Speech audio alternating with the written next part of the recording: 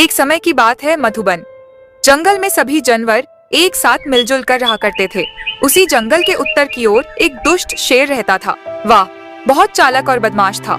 जंगल में गर्मी के कारण सभी तालाब सूख चुके थे। सभी जानवर प्रयास के मारे इधर उधर भटक रहा था। ओहो, जंगल के सभी तालाब सूख चुका है और मेरे तालाब में ही कुछ पानी बचा है। पानी मैं किसी को नहीं पीने दूंगा, चाहे कुछ भी हो जाए। अरे शेर भाई, क्या तुम्हारे तालाब से थोड़ी पानी पीने दे सकते हो? मेरी पत्नी बहुत ही प्यासी है। चल हट मूर्ख भालू, मैं अगर ऐसे ही पानी बांटता रहा तो मैं क्या पीऊंगा? हाँ? भालू वहां से निराश होकर चला जाता है। जंगल में सभी जानवर मिलकर एक सभा का आयोजन करते हैं। देखो भाइयों, हम सभी पानी के लिए तरस रहे हैं, पर अभी बारिश भी नहीं हो रही है। शेर खान के पास भी जितना पानी है उससे काम चल जाता, मगर वह दुष्ट हम सभी को प्यासे मारना चाहती है। लेकिन हाथी दादा, अब हम करें तो क्या करें? कुछ तो हल ढूंढना ही पड़ेगा। हाँ हिरनी, सही कह रही हो, कुछ तो करना पड़ेगा। हम सब प्यासे मर जाएंगे वरना। चलो सब मेरे साथ।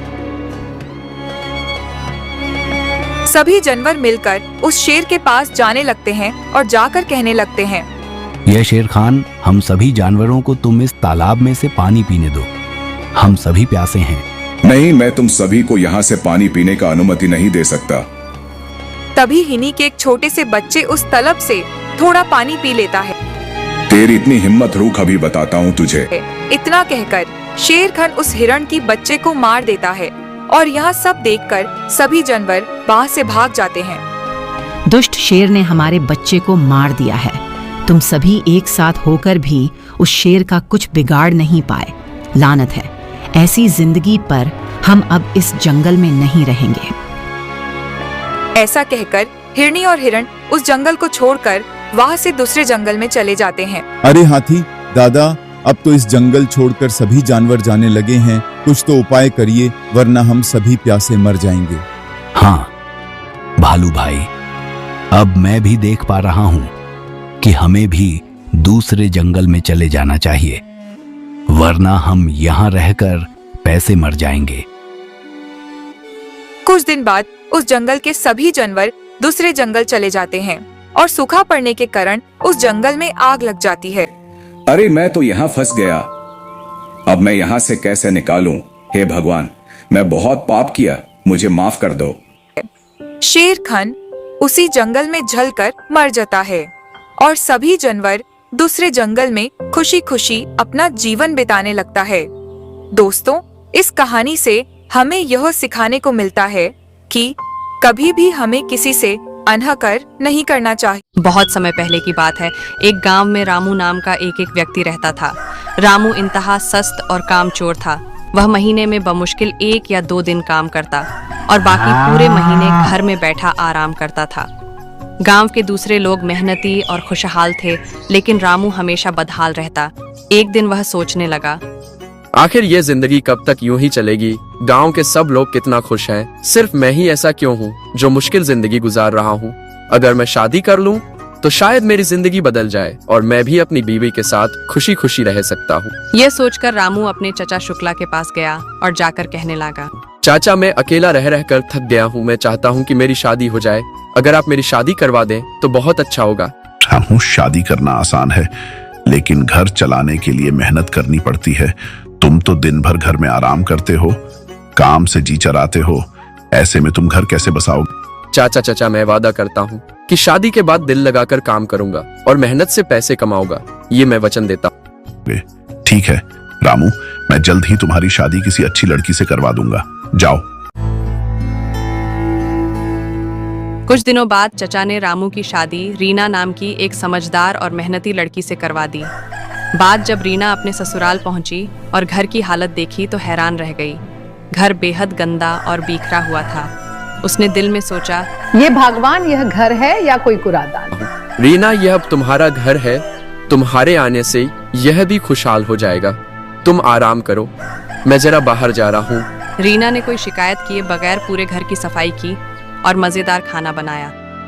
जब रामू ने खाने का पहला निवाला लिया तो खुश होकर बोला, वहाँ मजा आ गया।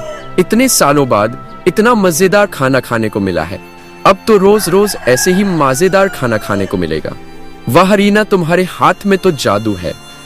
रामू को लगा कि अब उसे किसी चीज की फिक्र करने की जरूरत नहीं, क्योंकि अब रोजाना रीना के हाथ का पका हुआ खाना मिलेगा। कुछ दिन तो अच्छे गुजरे, लेकिन फिर रीना ने देखा कि रामू पूरा दिन घर में बैठा रहता है और काम करने का नाम तक नहीं लेता। एक दिन रीना ने कहा, अरे रामू जी, आप सारा दिन घर में बैठे रहते हो, काम क्यों नहीं करते? घर का खर्च कैसे चलेगा? अरे रीना, मैं यही सोच रहा था कि जल्द ही कोई काम तलाश करूंगा। तुम चिंता मत करो, तुम फिक्र ना करो। हाँ, सिर्फ सोचने से कुछ नहीं होता। घर चलाने के लिए काम करना पड़ता है। आटे का डब्बा भी खाली होने वाला है। अगर आप काम नहीं करेंगे तो हम भूखे मर जाएंगे। भगवान ने चाहा तो मैं जल्द ही कोई काम ढूंढ लूंगा, फिक्र ना करो। रीना, मैं अभी बाजार जाकर राशन लेकर आता हूँ। यह कहकर वह बाजार गया और थोड़ी देर बाद राशन से भरे 2 थैले ले आया। रीना हैरान होकर बोली, यह सब कहाँ से ले आए? तुम्हारे पास तो 1 पैसा भी नहीं था। अरे, मैं अपने दोस्त राजेश की दुकान से उधार ले आया हूँ। जब मैं काम करूंगा तो कर्ज वापस कर दूंगा। धार लेना अच्छी बात नहीं।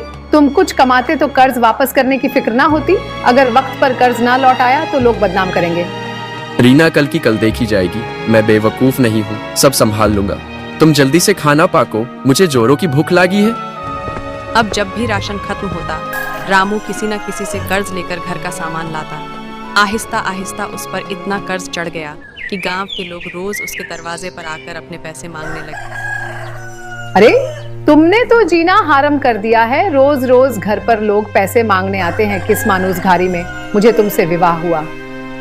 मैं जा रहा हूँ आपने मायके और कभी नहीं आऊंगी तुम्हारे पास। तंग आकर रीना अपने मायके चली गई। रीना के जाने के बाद रामू की हालत पहले से भी खराब हो गई। वह सोचने लगा, रीना यहाँ थी तो कम से कम अच्छा खाना तो मिलता था, अब तो वह भी नहीं है। कर्ज भी इतना ज्यादा हो गया है कि अब कोई उधार देने को तैयार नहीं। आखिरकार ऐसा कब तक चलेगा? नहीं, मैं अब मेहनत करूंगा और सबका कर्ज चुका दूंगा। रामू अब दूसरे के खेतों में दिन रात मेहनत करने लगता है और अच्छा पैसा कमाने लगता है। रामू के पास एक छोटी सी जमीन थी जिस पर रामू सब्जी की खेती करता और उसे बाजारों में बेचता। धीरे धीरे रामू सबका कर्ज चुका देता है और अपने ससुराल रीना को लाने जाता है। रीना, ओ रीना, चालो, मैं तुम्हें घर लेने आया हूँ। घर? कौन सा घर? मैं अब उस भिखारी घर में नहीं जाऊंगी। मैं भूखा नहीं मरना चाहती। अरे रीना, ऐसा मत कहो। मैं पूरी तरह बदल गया हूँ। अब मैं काम भी करने लगा हूँ। ये देखो, मेरे पास काम का कितना सारा पैसा है। ठीक है, मैं चालने के लिए तैयार हूँ। फिर रामू रीना को घर ले आता है और खुशी खुशी अपना जीवन व्यतीत करने लगता है, क्योंकि रामू पूरे तरह बदल चुका था। दोस्तों, इस कहानी से हम यह सीख मिलती है कि कभी भी हमें आलस नहीं करना चाहिए, अन्यथा इसका परिणाम बहुत बुरा होता है।